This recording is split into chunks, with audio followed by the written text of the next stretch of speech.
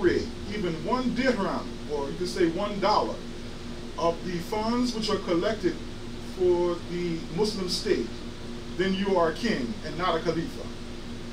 And after this, Hazrat Umar wept because of the very fine line that the Khalifa must traverse between being a righteous and spiritual leader of the Muslims and something so small as even one small amount of money to be misappropriated somehow could lead him into a state where he was just ruling the people like a king.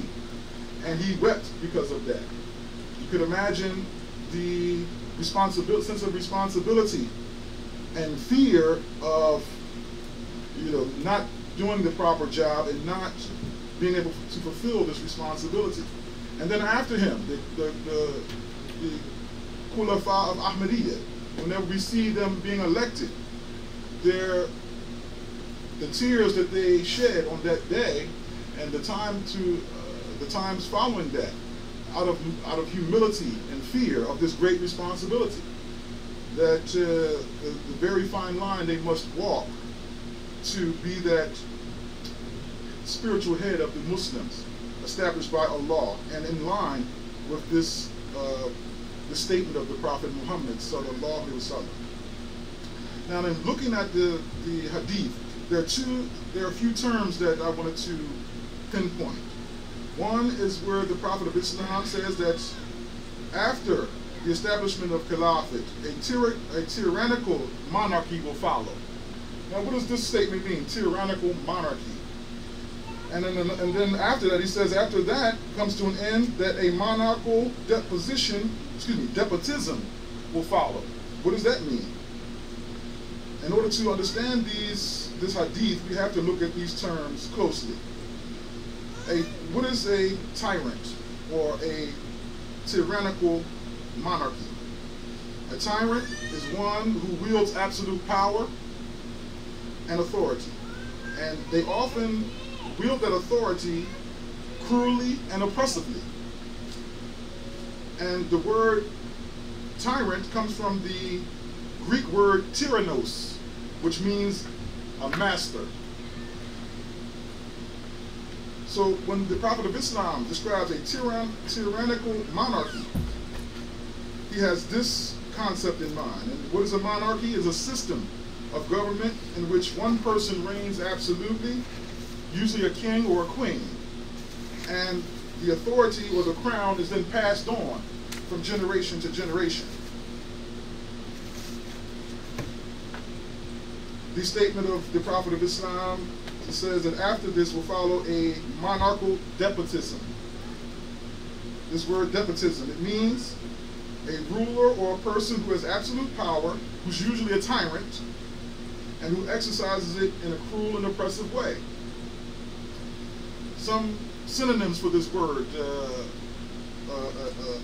despot. You can say it is a person who is an oppressor, or a dictator, a totalitarian, or slave driver.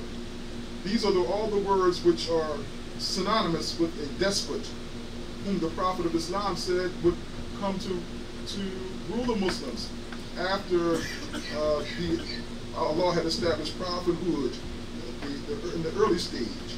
And then, but the unique quality about a despot is that not only do they oppress the people and exercise absolute power over them, but they also slowly squeeze away the person's rights, their personal rights and freedoms.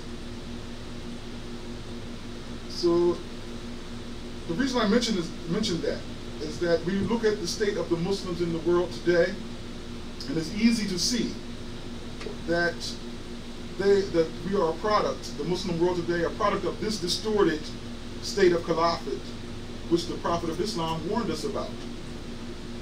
Do not the Muslims of today, do they see the word of Allah as the absolute authority, or their so-called imams? From where do the so-called ulama get its power to become the judge, jury, and executioner in places like Pakistan, Indonesia, Iraq, Afghanistan, and others. Do not the Muslims today believe that the ruling power of the Muslims is a birthright to the descendants of the Prophet Muhammad sallallahu alaihi wasallam, or at least from the people from his homeland? And lastly, do not the rulers of those nations that I mentioned earlier, do they not seek to slowly squeeze off the freedoms of their citizens, trying to force the people to uphold a standard which they themselves don't even keep? So the oppressions of our Ahmadi brothers and sisters are well known to us, but even the general Muslims and many nations around the world, they don't have any real freedom under these so-called rulers. They don't have any real freedom of speech, freedom of expression, and the freedom of religion, which the Holy Prophet Muhammad sallallahu alaihi wasallam established as basic human rights by God. So therefore, today, we are filled with much gratitude, thanks to Allah, and our faith is increased in the promise of Allah, that He says that He will surely, if they believe and do good works, that He will surely make them successors in the earth. And we have certainly seen this fulfilled in the Khilafat Ahmadiyya. Alhamdulillah Rabbil Alamin. The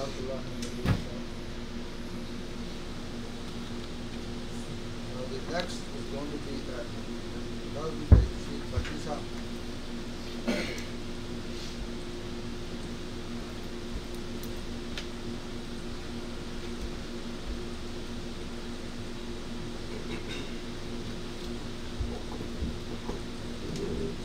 Assalamualaikum. Some verses from Quran al-Mahmud. Ruwayat Hasana. Karo jaan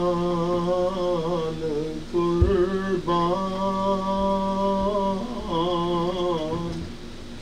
rahe khuda mein बढ़ाओ कदम तुम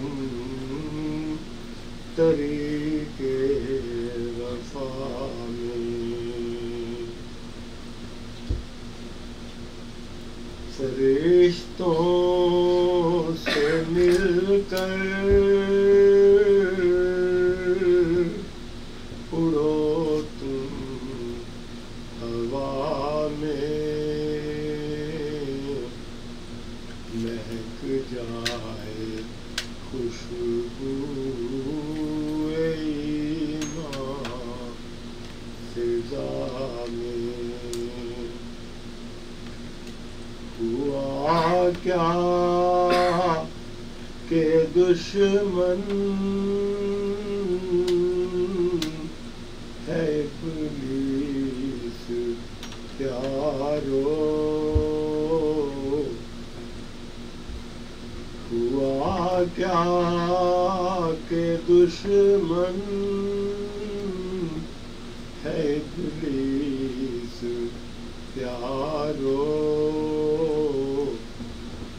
खुदा ने नवाजा है हर दो सरा में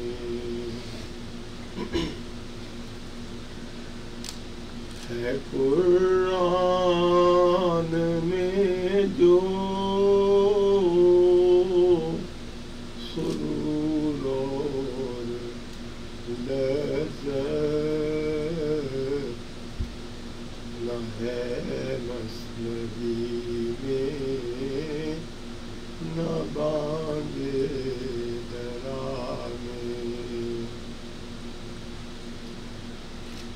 मोहब्बत रहे जिंदा तेरे ही दम से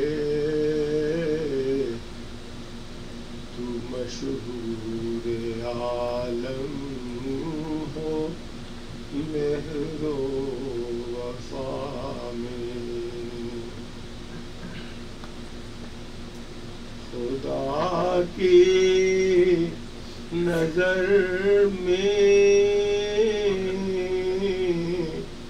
رہے تو ہمیشہ،